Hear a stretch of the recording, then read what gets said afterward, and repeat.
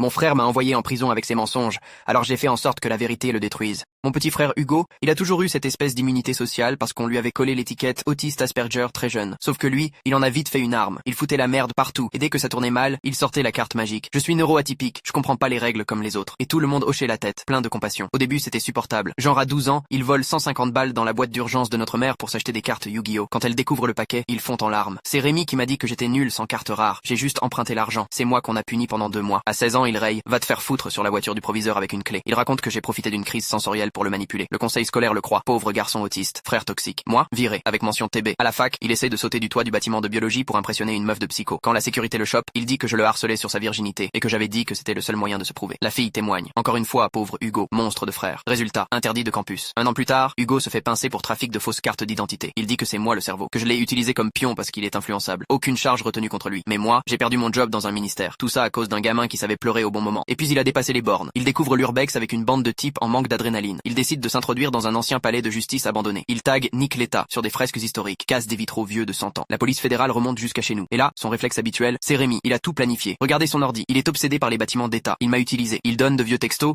détourne mes recherches en architecture. Et moi, j'ai rien. Il a tout effacé de son côté. J'ai été arrêté pour conspiration, vandalisme, menace envers l'État. Rien que ça. Mais en détention, j'ai eu du temps. Pas pour pleurer, pour réfléchir. J'ai étudié mon frère comme un cobaye. Ses schémas, ses faiblesses, ce besoin constant d'impressionner. Et je savais une chose. Son talon d'Achille, c'était les filles borderline. Alors j'ai appelé Maëva, une ancienne pote de fac. Elle connaissait toute l'histoire. Elle avait elle-même un frère autiste. Un vrai. Un qui galère tous les jours sans jamais tricher. Elle a dit direct, il le mérite. On a tout préparé. Elle allait infiltrer sa bande, devenir la fille casse-cou qu'il rêvait d'impressionner. Elle a fait des petites cascades au début, puis des plus grosses. Elle lâchait parfois un petit, c'est mignon, mais un vrai mec aurait tenté les tours radio. Et Hugo, comme prévu, a foncé tête baissée. Il a commencé à faire des sauts entre immeubles, du train surfing, des défis à l'aveugle. Pour elle, pour se prouver. Le dernier acte était parfait. Elle lui parle d'un mec russe qui a sauté entre 2 antennes relais. Il veut faire pareil. La veille, au lit, il lui demande ce qu'il a le plus excité. Elle le pousse un peu, il finit par se vanter. Le meilleur truc que j'ai fait, c'est d'avoir foutu mon frère en prison. Le voir enfermé, c'était jouissif. Elle a enregistré tout. Le lendemain, Hugo saute la première antenne. Il jubile. La deuxième est plus loin de 60 cm. Il a mal mesuré. Il tombe de 12 mètres. Colonne vertébrale explosée. Paraplégique à vie. Les secours arrivent. Maëva s'approche et lui glisse à l'oreille. Rémi te passe le bonjour. Son aveu a suffi à me libérer. L'audio parlait de lui-même. Même son avocat a baissé les bras. Depuis, ça fait 6 mois qu'il gueule à tout le monde que j'ai tout orchestré. Que Maëva l'a piégé. Que c'est moi le monstre. Il écrit même des mails à notre mère. Rémi a manipulé ma condition pour me briser. Sauf que les analyses vocales ne mentent pas. Et les jambes de Hugo, elles ne bougeront plus jamais. Sa fameuse bande, disparue le jour de sa chute. Qui veut d'un casse-cou sans jambes? Aujourd'hui,